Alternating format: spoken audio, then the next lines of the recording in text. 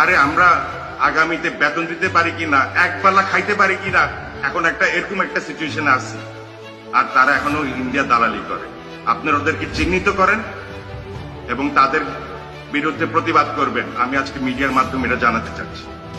1000 কোটি কেজি আজকে আমাদের মেম্বার মিল থেকে পেট্রোল হয়েছে, ইনজেক্ট হয়েছে, কর্মসংস্থান আমার এখানে হয়েছে।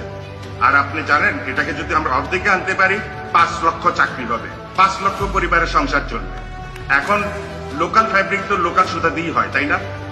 হঠাৎ করে তাদের এই যে শাড়ি লুঙ্গিতে 10 টাকা 20 টাকা বেড়ে গেল কেন? কারণ এতদিন তারা চুরি করে আনতো, মিসডিক্লেয়ার করে আনতো। এখন তারা প্রকৃত প্রাইসে কিনতেছে। আমি আমার দেশের পণ্যের জন্য 10 টাকা বেশি দিতে রাজি আছি, আমার শাড়ির জন্য, আমার লুঙ্গির জন্য। কিন্তু এই টাকা অন্য দেশে পাঠাইয়া ওখানে কর্মসংস্থান করবেন, এই পলিসিতে আমি বিশ্বাস করি না। আগামী দিনে আমি চাই সরকার আরো তৎপর হবে। আপনি জানেন ইন্ডিয়ার একটা ঘাগরা 25 লক্ষ টাকা পর্যন্ত বাংলাদেশে বিক্রি হয়, কিন্তু তার ট্যারিফ কত? সুতা ট্যারিফ $3, 1 কেজি কাপড়ের ট্যারিফ $3। এটা কোনো কিছু হইল? এটা কি ধরনের পলিসি? এইসব পলিসি করে করে বাংলাদেশটাকে শেষ করে ফেলা হচ্ছে। আগামীতে এটা হতে দেওয়া যাবে না। আমি খুব সহসা আবেদন করব ট্যারিফ কমিশনে এটা খতিয়ে দেখতে। আমরা যখন বিদেশে এক্সপোর্ট করি আমরা প্রাইস ট্যাগ বসায় এক্সপোর্ট করি। ইন্ডিয়ার পণ্য বাংলাদেশে ঢুকলে প্রাইস ট্যাগ দিয়ে ঢুকতে হবে, নির্ধারণ করতে হবে এটা ট্যাক্স কত হবে। আপনি $3 দিয়ে ঘাগরা বেচবেন 25 লাখ টাকায়, এটা হতে দেওয়া যাবে না। এখন থেকে প্রাইস ট্যাগ, ইন্ডিয়া যদি বাংলাদেশের পণ্য বিক্রি করে প্রাইস ট্যাগ হইতে হবে এবং এটা ট্যাক্স দিয়ে আসতে হবে। আমার সরকার বঞ্চিত হচ্ছে ট্যাক্স থেকে।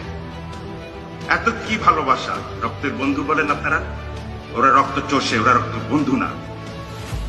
এটা আপনাদের লক্ষ্য করতে সময় লেগে গেছে। আগামীতে এগুলা পরিহার করেন। আমি মনে করি আমাদের পলিসি মেকাররা অনেক ভালো। আমি সাধুবাদ জানাই যে তারা স্থলপথে বেশ কিছু আইটেম বন্ধ করেছে, আমাদের শিল্পকে বাঁচানোর চেষ্টা করছে। হয়তো গ্যাস বিদ্যুৎ দিতে সাময়িক কষ্ট হচ্ছে, আমি বিশ্বাস করি ওনারা এটাও সম্পন্ন করতে পারবে। তো সরকারকে সবসময় দোষ দিয়ে লাভ নেই। এই সরকার খুব কষ্ট করছে।